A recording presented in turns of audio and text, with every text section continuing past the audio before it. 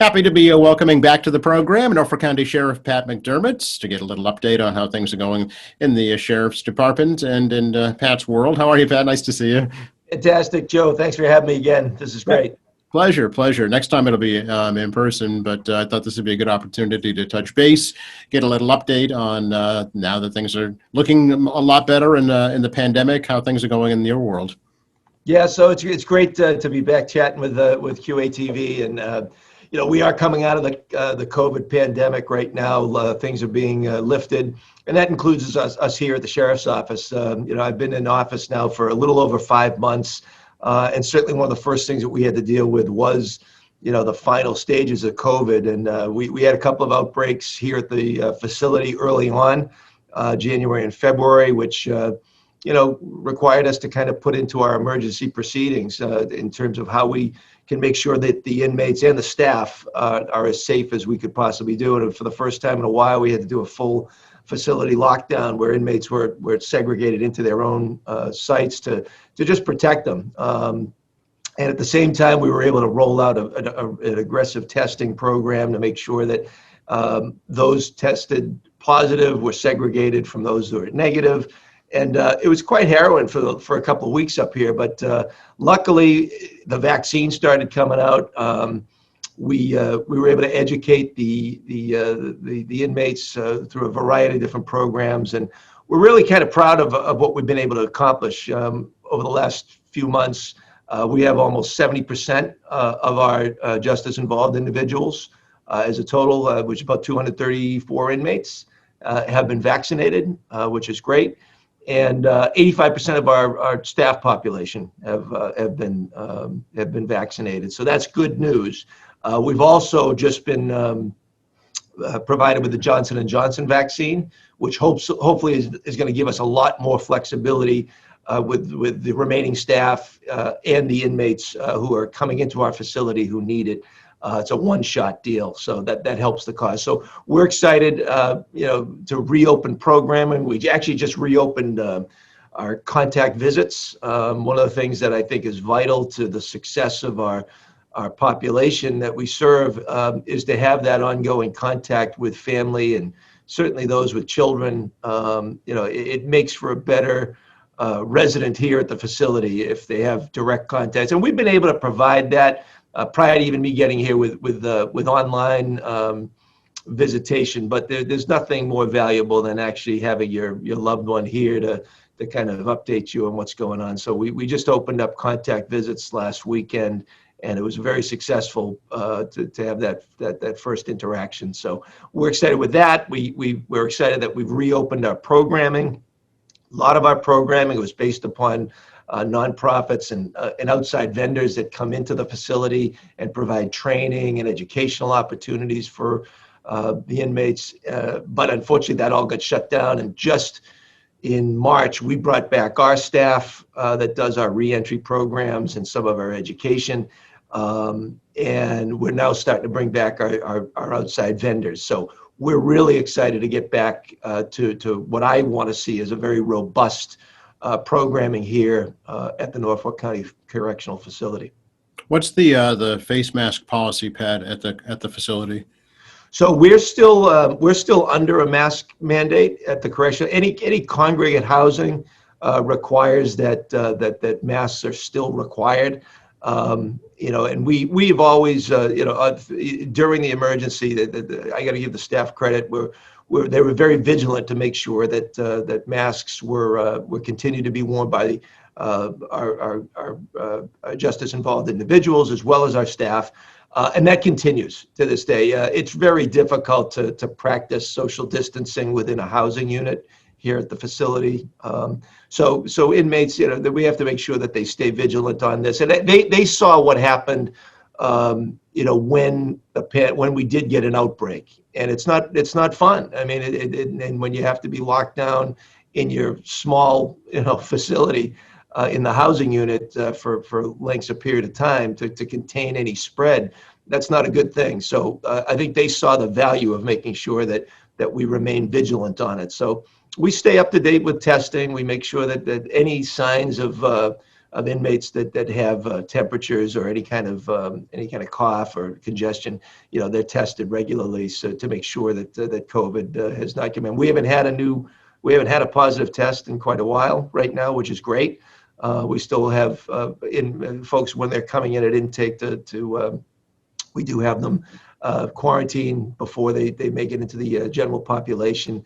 But for the most part now, everybody's still wearing masks until we get, I think, probably further along and get more guidance from both the CDC and the Department of Public Health to determine where we can go and at what point we can, get rid of the mask. But for now, it's all about, health and safety. Yeah.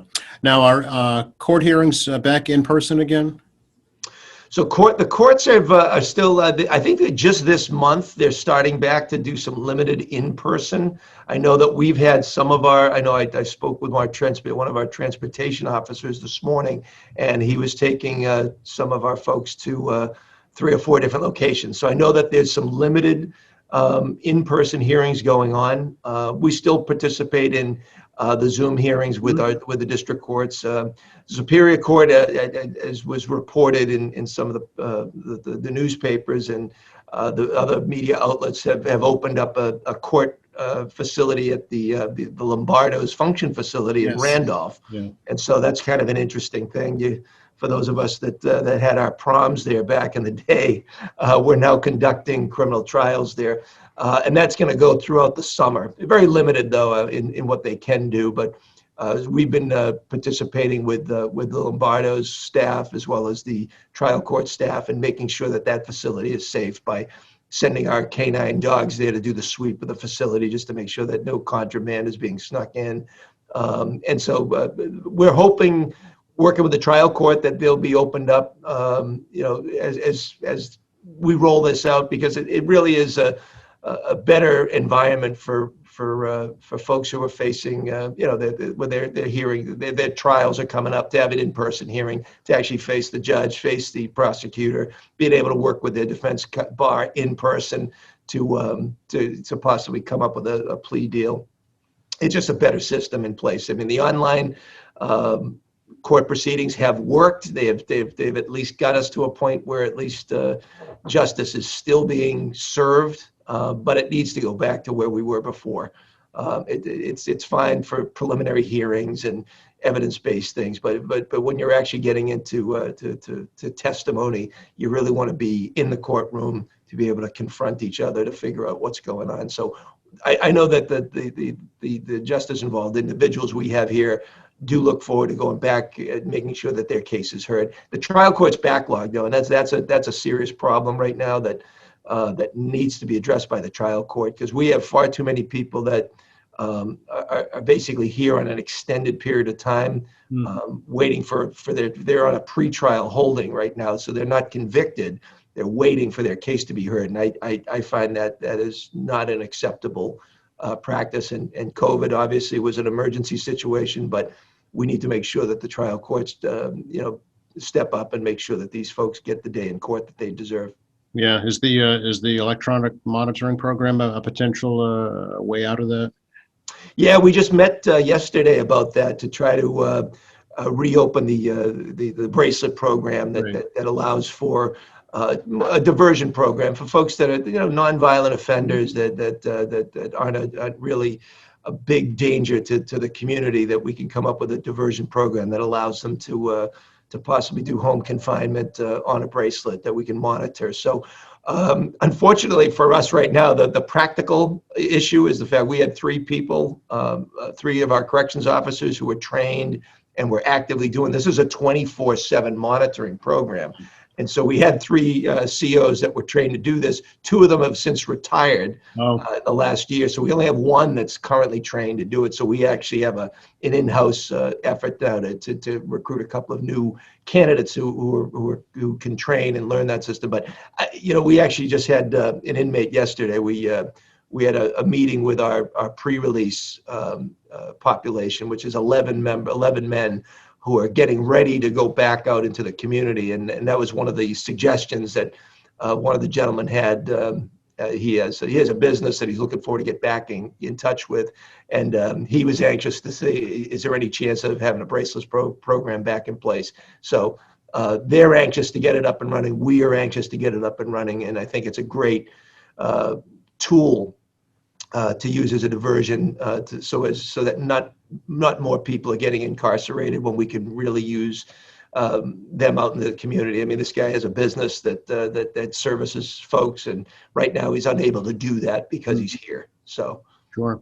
We've heard a concern that the pandemic may accelerate issues of substance abuse. Pat, are you seeing evidence of that in the population, or are you concerned about that going forward? yeah, it's what, like anything else in the media.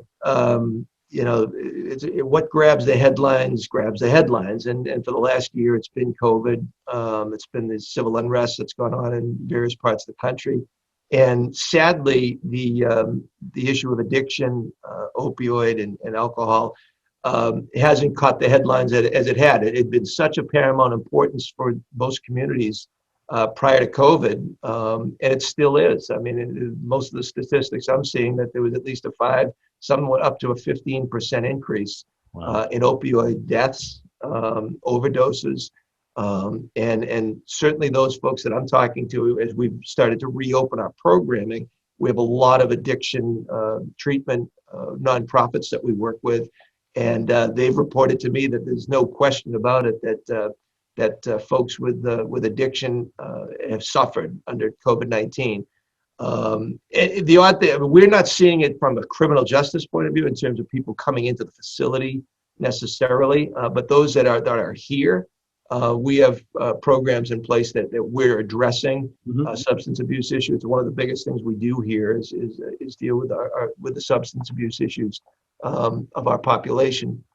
And right now we're in the process of, we have a big a grant here, $700,000 state grant that allows us to provide what's known now as a medication for opioid use disorder. It's our MOOD program, which provides drug counseling, ongoing community support for treatment post-release.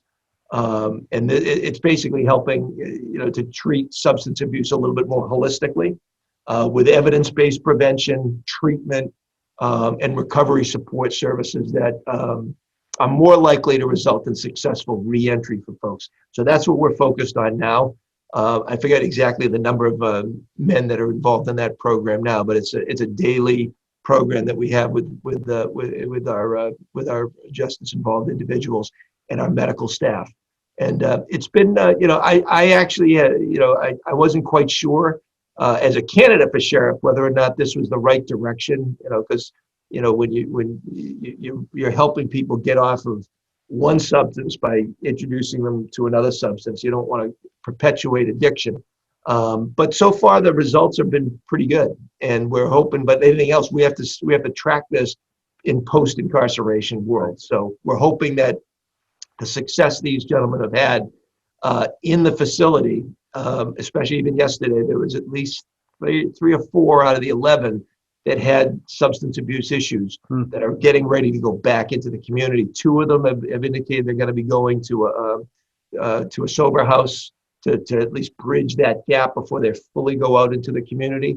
And that's voluntary. They want to do that, which is good news, is that that the programming that we're doing in-house here, which is encouraging people to go into sober living facility prior to them going off on their own. Because the worst thing in the world is once they leave our facilities, is for a man to go back to where he was before incarceration, and that's where the danger comes. If they go back to where they were before, there's a higher likelihood that they're going to either recidivate, come back in through other criminal activity, or they're certainly, sadly enough, will go back to the substance abuse, and unfortunately that could result not just coming back to jail, it could result in death, and we don't want to see any more of that. Yeah, no, I know that going back to the days of Cliff Marshall, really, that the goal has been their corrections, right, is to stop repeat offenders. Yeah, and we have a very successful. The other thing that we're doing in house, we just started it up once again with COVID being released, but we have our recovery panels which to me are the most important. I wasn't able to attend the first one, and I'm looking forward to the next one, which is coming up, I think, this month. But it's a program that connects substance abuse disorder with community partners and organizations that we have. And we have participants from about 30 different agencies and nonprofits. And we had our first recovery panel that was back a month ago. Had 25 speakers from 20 different organizations, and it was attended by 20 of our justice involved individuals. And the feedback we got from the participants was really great. So we want to keep that going to the recovery panels, because these are real life folks that are coming and speaking. Some of them have been in the prison system. They've been through the addiction treatment programs, and now they're back out, and they serve as more of a mentor, and they serve as kind of hope for these folks that there is success outside of prison. Can you talk a little bit, Pat, about, I know there's some job training opportunities that you have, and I know you also partner with some institutions of higher education to really kind of create a path forward after incarceration, right? Absolutely. No, that's one of the things that I was most focused on when I was running for office, was talking about reentry starts on day one of incarceration, in terms of putting people on the right path towards success. And at the end of the day, it comes down to the basics. It comes down to basically, where are you going to live post incarceration, and do you have a job? And those are the things that, even yesterday, talking with our pre-release folks, those are the questions I was asking. What do you want to do? What are you looking to do? What's your plan? And so one of the things that I wanted to work towards was focusing, like I said, on day one, reentry plan, especially focusing on job skills and education. We have a very good program here for some basic stuff. Obviously, a GED program through our HISET program that focuses on making sure that our men at least get that high school education. It's a very successful program. We have a high pass rate on that, which is great, and that's continued even under COVID, and now under this plan. We just recently have been awarded a Perkins Workforce Program grant, which is a competitive grant that develops a workforce training program that's in partnership with Massasoit Community College. And it basically enrolls our justice-involved individuals at Massasoit through their HVAC pre-apprenticeship program. So one of the guys yesterday talked about that's something he wants to do. He wants to get into HVAC work. We don't have the program fully ready to go yet, but I said to him, if this is something that you're truly interested in doing, and I think he might be getting released in August, and we may be just starting the program in the fall, then we're going to try to arrange for him to be a participant in the program, even though he's not with us anymore, because I think there's such value in making sure that not only are we training these men in-house for the post-release, but we also help them when they're released. We follow up with them and make sure that those programs continue. So that one's we're pretty excited about. Another local to Quincy program is right down on Hancock Street with the Social Workforce Development Board and Mass Hire, the Social Career Center. We just recently, literally within the last week, I got word from Ron Iacobucci that we are the recipients of a partnership grant that'll help us strengthen that social workforce development partnership. And it gives us the opportunity for post-release stability and opportunity for our justice-involved individuals through training, life skills training, consistent outreach and mentoring for these gentlemen once they get released from our facility. So that's a very exciting thing. And we also have worked with our partners in labor. I've had great success with various trade unions that are very excited in offering some of our guys an opportunity to get involved in the building trades. And there's a lot of opportunities there. There's some hurdles we have to overcome in some of the trades, specifically the ones that require licensing. Because there's a lot of either regulations or statutes that can preclude somebody from getting a license if they've been convicted of a felony. So we need to work with, our legislature and our in the executive office to see if there's any opportunities that we can help with that. We've worked with some of the men that have had licensing issues in terms of driver's license issues. We have a partnership with the Registry of Motor Vehicles to try to reinstate driver's licenses that may have been suspended for various reasons. And certainly make sure, going back to the driving thing, one of these, it's on paramount because I have to reach out with my friends with the Teamsters Union in terms of driving trucks and things of that nature. So you need specific CDL licenses for that. And but our electrician union has been great. Our plumbers union has been fantastic. I've been talking to the Carmen's union with the MBTA, and those partnerships that we have with our labor unions is going to be vital. We're hoping to have actually a job fair in the coming months that brings those labor union leaders into the facility, that set it up just like you would at a college job fair. Yeah. And just to provide, as I said to the guys yesterday, I said, sometimes it's you don't know what you might want to do, and you got to hear it and have an opportunity to experience it. And so we're going to be doing a little bit of that. We're like in-house. We're trying to do we have a whole garage out back that services our vehicle fleet, and so we're hoping to have an automotive repair program up and running. So and even the basics of being able to show somebody how to change oil. That perhaps we can partner with some of our friends in the community, the business community, whether it's like a Jiffy Lube or even a local car dealer or something like that would be able to hire and partner with us and hire one of our folks that have been trained through our program here. So goes back to the basics, as I said before. If a person has a job, provided they have a place to live, it gives them the feeling of dignity and self-worth. And those are the kinds of things that we want to provide to the individuals that, for whatever reason, are coming through the criminal justice system. And a lot of it, we deal with a lot of that addiction issue. We deal with a lot of mental health issues here. And that is the root cause of the criminal behavior in the first place. That's the danger there. And so we're trying to play that. We want to educate our population. We want to train them. And we want to help them with some of the demons that they're dealing with. And we hope that with a robust program like that, when they go back to the city of Quincy, when they go back to living in Wollaston or Howes Neck or Quincy Point, that they're going to be a better individual and they're going to be a productive member of the community. I think there are going to be a lot of opportunities going forward in the trades, in automotive repair, even in the business and financial and healthcare industries as well. So there's definitely going to be a need going forward for all those places, and even in the hospitality industry, they're having a lot of worker shortages right now, as you're aware too.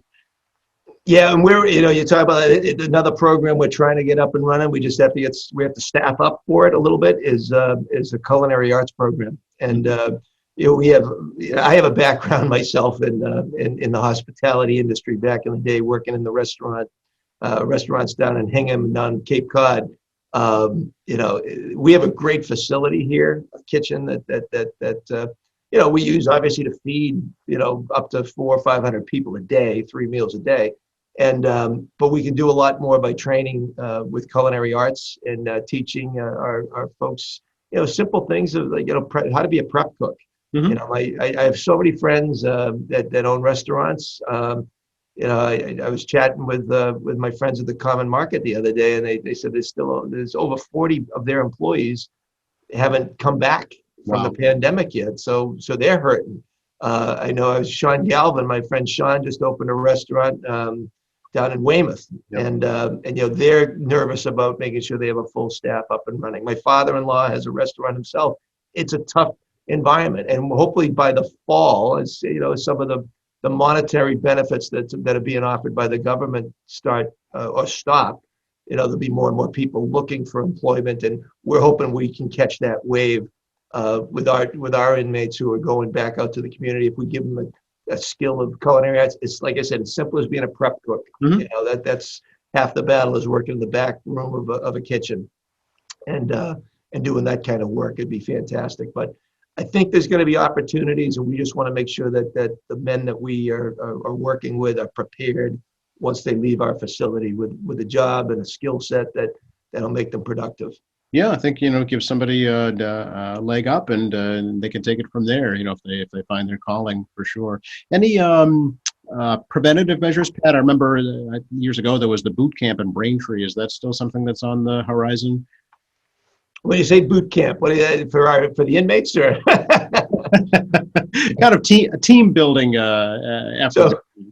So we do it. Our Braintree facility is still home to our ropes course, which is we do leadership development down there, mostly with our youth, and we've once again reopened that camp for this summer, not at 100% capacity yet. And we had to go with the guidelines. We actually started out with a very limited amount of people, and then as the guidelines came out, we were able to open it to more kids to come down to the camp in Braintree. And now we're similar to the restaurant industry. We have a staffing issue too, and we can't go full capacity yet. So we're slowly ourselves getting back in, but we're excited to bring the kids back to the Braintree campus for our Youth Leadership Academy. We've actually, and that's just not for the summer. We actually had, I think we have some kids down there today from Dedham. It's also a day trips as schools start going back in person, and they want to do field trips. It's a great opportunity. I'm hoping our friends in Quincy take advantage of it, over the course of maybe coming back in the school in the fall. That ropes course and that leadership. We have a condensed program. The program is a week-long program in the summer, but our staff have a condensed program that, if somebody wants to come for a field trip, we do a very shortened curriculum, but the kids just want to get up on that ropes course. And I don't know if you've ever seen it in person, but it's quite intimidating. I'm not sure if I would survive up there, 100 feet in the air. Yeah, no. That's not for me, for sure. I'll just cheer them on from the ground. Absolutely. Yeah, and like anything else, I want to invest a lot in, we talk about our at-risk populations and people that are in danger of potentially going down the wrong path. And certainly it's an investment in the youth of our community is important. And it's one thing, most of our kids that come to the camp come from great families. They're not from an economic insecurity point of view, but there are a lot of kids that are missing out. And I hearken back to my days when I was involved with the Quincy Youth Football League and helping them with their fundraising. And, we were always talking about how much it costs and the fees associated with playing football. And I always made it a point. I said, I don't want any kid to have to worry about how much it costs to play football. And similar to our camp here, I don't want any kid to worry about what the cost is, or we want to make sure it's available for every kid that wants to participate. And so we want to make sure that that's open and available for kids, especially those at-risk kids. And we probably have to do a little bit more better work to reach out to kids that might. It's one thing to have parents. We have people lined up to take this camp, and it's an online portal to sign up, and we're sold out in 9 minutes. Wow. So there's probably a lot of kids that are probably not in a position to take advantage of it, and that bothers me. So I think we have to do a better job at reaching out to those kids that might be at risk, that might not have access to computers. They might not even have a parent that's involved in their life. I know that Quincy has a pretty significant crisis relative to homeless families and homeless children that don't have access to these things. So we need to do a better job to reach out to make sure that they have just as much of an opportunity to take advantage of this program, so that we can keep them on the right path. Because it's very easy for a kid, who's a teenager to just, my mother always said, it's who you're hanging out with and where you're hanging out. And you hope that if they're not involved in sports right now or in some kind of extracurricular activity, they're going to find something to do, and sometimes it's not always productive. And so we want to make sure that there's opportunities for those kids. Yeah, making choices, right? Making the right choices and having the right consequences for exactly. Yeah, I know you just recently created some kind of a partnership with Quincy College too, Pat, for your staff, right? Yeah, it's directly for the staff, and it's going to expand to our inmates as well. But we wanted to make sure. One of the things I value most. I mean, I'm a lifetime learner. I got plenty of initials after my name for various degrees that I've had, which is great. But I'm a daily learner. I mean, whether you're reading a book, going towards a certificate, or taking a course in something. So I stressed it to our staff to continue education and make sure that when you're going for promotions, we're coming up on a promotion. We just did a promotional exam for our sergeant's test, and you need to be able to stand out. We had over 50 people sign up for the exam. I think we ended up with 25 or 30 that followed through. But you need to stand out, and I think the value of the various educational programs that you're involved in helps you to stand out. So I've encouraged our staff to participate in extra educational opportunities, and I wanted to make it as easy as possible for them and affordable for them. So Quincy College has stepped up to the plate. They're offering a significant discount to our staff to participate in their certificate programs or whatever, all the different courses that they have to offer. And we're hoping to expand that comparably to other community colleges around Norfolk County and beyond. To do that. And from the inmates' perspective, I want to make sure that once again we have an opportunity for them to continue their education. And the community college system is the place to be. It's the most affordable. It's the easiest entry path towards the education system.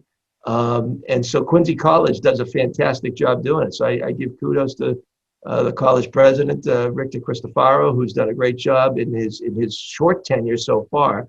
And but just meeting with him and seeing his energy at the college, I have no doubt that Quincy College has a bright future. I'm a big supporter of the community college system. I have been for Quincy College since I was on the Quincy City Council, and I will continue to be. And I'm very grateful for the partnership that they've offered the Norfolk County Sheriff's Office. That's great. Anything positive come out of the pandemic, Pat, in the Sheriff's Office that you think will continue post-pandemic? I think I think it was, well, I'm trying to think of the positive stuff. I mean, it certainly has brought everybody, I think, into a more of appreciation of how much direct relationships with individuals. I mean, relationships in general. I think once you don't appreciate things until it's taken away. And I think that goes for our staff. It goes for those that we serve that are in the criminal justice system. When we talked about earlier about, just the simple thing of a contact visit with your loved one, when that's taken away. And I think it showed the value of direct involvement in your community, with your family. And even talking to once again, I go back to my discussion yesterday with our pre-release guys. Even those guys who were very used to going out into the community, doing our cleanup programs and working with the municipalities. They were down at Quincy Housing Authority the other day. They weren't able to do that. And just to have that involvement, was a detriment to their health and well-being. So I think that if there's a positive spin, I think we all have more of appreciation of what we had before the pandemic. And I think we all know, whether it's taking off your mask, being able to go out to dinner, or just having a graduation party for your kid. All of that stuff is I think if there's a lesson to learn, it's how much we need each other. And that's my focus anyways, and as sheriff, is knowing that we have to invest in each other, invest in the people that we serve in the criminal justice system, invest in our staff. And certainly it all goes back to investing in each and every community that we serve in Norfolk County. So, well, really appreciate the opportunity. Anything else you think we should touch on right now? I think that we've covered quite a bit. I'm just going to scroll through some notes here. I think we're in good shape. The future looks bright. We're looking to get a little bit more. I mean, community engagement is going to be something that we're focused on for the summer. Now that things are opening up, we had a soft opening of some things that we were able to do. In COVID, if we want to do a positive thing, watching the rolling out of the vaccines, we were able to participate with Manor Community Health. As well as the Council President Nina Liang, had us help out giving out vaccinations in some of the housing authorities. That was great. We're getting back out. The invitations are coming back to the sheriff's office. We're looking forward to coming to Quincy for the Flag Day parade coming up. That's coming out. The 4th of July activities, some cookouts. We're looking to get our seniors back in place. Our senior programs. I'm looking to come back out and hopefully get down to the Kennedy Center and chat with our seniors once that's up and running again. We got so many offerings that we want, but that's the future. We're looking to get back to engage in our community, because one of the things I campaigned on was community engagement. You know, we wanted to make sure that people feel safe in their community, and whether it's in Quincy or Brookline, Needham, Bellingham, Foxborough, we want to make sure that safety is paramount, and safety from all kinds of activities, economic insecurity, food insecurity. There's a lot of issues that aren't going away, and we need to stay vigilant on that going forward over the next several years. So we're looking for, as a sheriff's office, to get back out into the community, working with our local police departments, our councils on aging, our local elected officials, and certainly our friends in the media, to get the word out about the things that we're offering. And who knows? Maybe I'll even get to sing a song or two. I don't doubt that for a minute. Website, social media, all that stuff, Pat? We're all over the place. With we've got the website is norfolksheriff.com, which is very simple. You can go to that, and you can find us on Twitter. You can find us on at Twitter at Norfolk Sheriff, which is very simple. We got a Facebook page. Just shoot it on Facebook, Norfolk Sheriff. You'll find us there, and we push out something pretty much every day. That something that's going on, whether it's our Heroes program, or bring a 96-year-old World War II veteran to Logan Airport. We had Uncle Sam Roundsville from Quincy put together that program, and really gratifying. I get to participate, bringing that 96-year-old veteran to Logan Airport to go visit the gravesite of the man that saved his life back in World War II. And so follow us on the social media. There's a lot of positive things coming out, and things that are going on. So, and if we can be of any service to individuals here in your audience, or certainly to the communities in Quincy and beyond, give us a shout out. Send us you can shoot a quick email through on the website. info@norfolksheriffma.org, I believe, is our email address. But we're very accessible. We want to hear from the community to find out what you expect of your Norfolk Sheriff, and I'm hoping to fulfill those expectations. I know you've got the Are You OK program, the well-being phone calls. That's very, very popular and has been very successful, actually. We need more people to participate in that, and I'll tell you something. We just yesterday, a 99-year-old woman from Quincy was saved. Wow. We instituted our daily phone calls, which come from our office, from Deputy Sheriff Cheryl Bambury. Mm-hmm. She immediately, when we did not hear from this participant, a 99-year-old woman, didn't respond.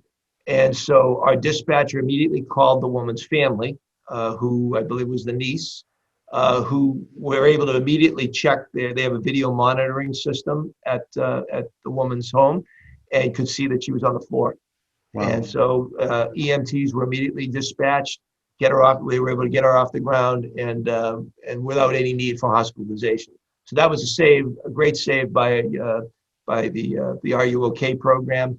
The one thing that we don't have is enough participants. There's less than 300 people who have participated in this program. It's a free program, and it saves lives. And any individual, you don't have to be a 99-year-old woman. You could just be somebody that's living by themselves, and you can sign up on your own.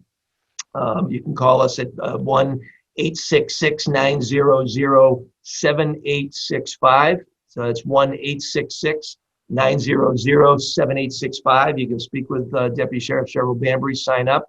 It's free. You can sign up permanently, and you'll get a daily phone call. It's just an automated response, or it can be a temporary thing. If you have a loved one you can sign up your mom or dad or somebody that you're caring for if you're going away for an extended period of time out of the country, and you wanted like two weeks for us to participate in that program. We're happy to do it on a temporary basis, and but we want more people to participate. And with anything else, as we roll out these programs a little bit more, we get back out into the community, get some more public relations going on, we'll be able to get more people involved. But we should have thousands of people signed up for that program because it does save lives. And I'm always encouraged when I get a good response, like I did yesterday. So it's very gratifying to see that. That is fantastic and so great for that family. It's a great story, and it's just a great example of why you should sign up for sure. Pat, really great to see you. Really appreciate the time. I appreciate it, Joe. And, we covered a lot of topics today, and hopefully I can circle back as we roll out new programs. We come out and definitely come on. The more we can get the word out, the better. And I always appreciate the work at QATV. Oh, thank you. It's our pleasure. We're happy to help. And next time we'll do it in person. Sounds like a plan.